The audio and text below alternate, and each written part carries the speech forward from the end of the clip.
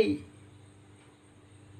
আমার প্রতি যে স্বচ্ছ দৃষ্টিভঙ্গি, এতে আমি অনেকটা সাহস পাই